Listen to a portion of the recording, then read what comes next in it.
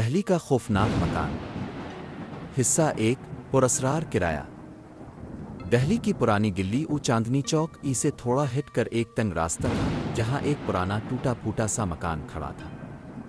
لوگ کہتے تھے کہ وہاں کوئی نہیں رہتا، مگر رات کو کھڑکیوں میں روشنی جلتی دیکھی جاتی ہے۔ عادل جو نیا نوکری کے لیے دہلی آیا تھا، سستا مکان ڈھونڈ رہا تھا۔ ایجنٹ نے اسی ویران مکان کے باہر اسے روک کر کہا، بھائی، کرایہ آدھا ہے، بس ایک شرط ہے، رات 12 کے بعد باہر مت نکلنا۔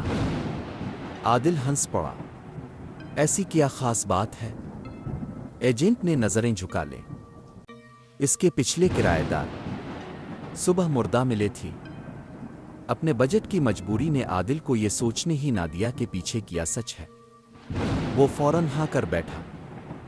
حصہ 2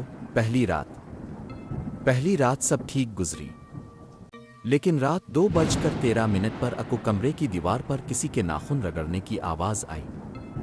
چچ چچ چچ چچ چچ۔ اس نے دروازہ کھولا۔ اندھیرے میں صرف لمبا سا کوریڈور نظر آ رہا تھا۔ آواز چھت کی طرف سے آ رہی تھی۔ عادل نے موبائل کی فلیش آن کی۔ چھت کالی تھی، مگر اس پر گیلے ہاتھوں کے نشان ایسے تھے جیسے کوئی بار بار رینگ کر گزرا ہو۔ اس نے دروازہ بند کر کے کمبل اوڑھ لیا، لیکن جیسے ہی آنکھیں بند کیں، اس کے کان کے پاس کسی نے بہت آہستہ سے کہا، نئے کرایہ دار؟ اکا پورا جسم سن ہو گیا۔ حصہ 3 دن میں سکون، رات میں دہشت۔ دن میں سب نارمل ہوتا تھا۔ مکان باہر سے خاموش، گلی میں لوگ چلتے پھرتے، دھوپ پڑی ہوئی۔ لیکن جیسے ہی رات ہوتی، لکڑی کے دروازے خود بخود چرچراتے۔ کوریڈور میں قدموں کی آوازیں، کبھی کسی عورت کی سسکی، کبھی کسی بچے کی ہنسی۔ نے سوچا شاید وہم ہے، مگر تیسرے دن صبح اس نے کچن میں برتن ترتیب سے رکھے، لیکن شام کو وہ سب الٹے لٹکے ہوئے تھے، جیسے کسی نے ایک ایک چیز ہاتھ میں لے کر الٹا ٹانگ دیا ہو۔ حصہ 4 پڑوسی بانو آنٹی۔ آخر نے تجسس میں پڑوسی دروازہ کھٹکھٹایا۔ ایک بوڑھی بانو آنٹی باہر آئی۔ نے پوچھا، یہ مکان میں کیا مسئلہ ہے؟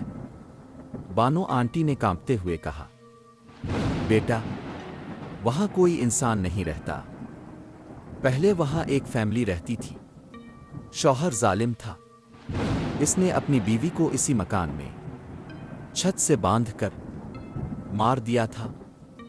بیوی کی روح اب بھی وہی ہے، جو بھی نیا آئے اسے پسند نہیں کرتی۔ نے ہنس کر ٹال دیا، آنٹی جن بھوت کچھ نہیں ہوتے۔ آنٹی نے آہ بھری، رات 2:13 پر کھڑکی مت کھولنا۔ چونک گیا، وہی وقت جب اسے پہلی رات آواز آئی تھی۔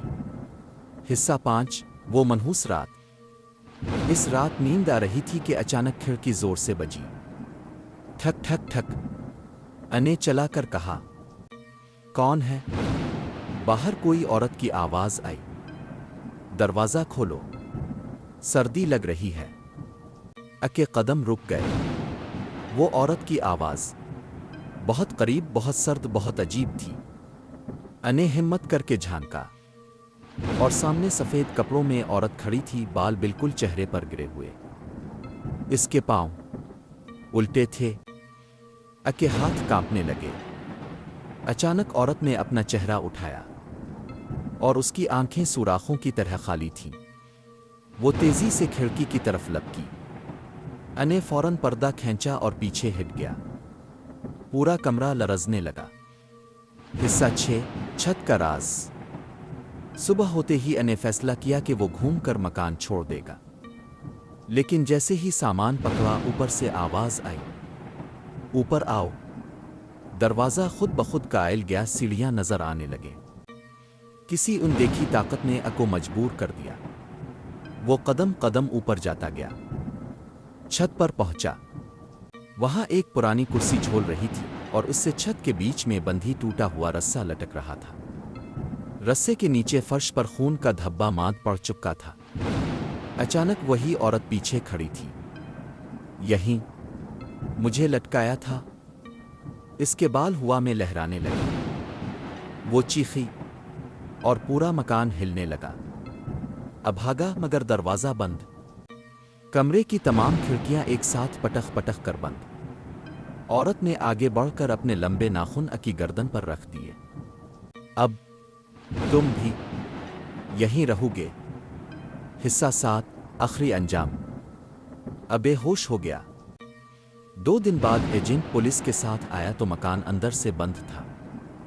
دروازہ توڑا گیا۔ کمرہ خالی تھا۔ سامان بھی نہیں، بستر بھی نہیں، صرف چھت سے لٹکتا ہوا ایک نیا تازہ خون کا دھبا تھا، اور دیوار پر ناخنوں سے لکھا ہوا نیا کرایہ دار مل گیا۔ کوئی اکو کبھی نہیں ڈھونڈ پایا۔ لوگ آج بھی کہتے ہیں کہ رات 2:13 پر اس مکان کی کھڑکی میں ایک لمبا سایہ کھڑا ہوتا ہے اور دھیرے سے کہتا ہے، دروازہ کھولو۔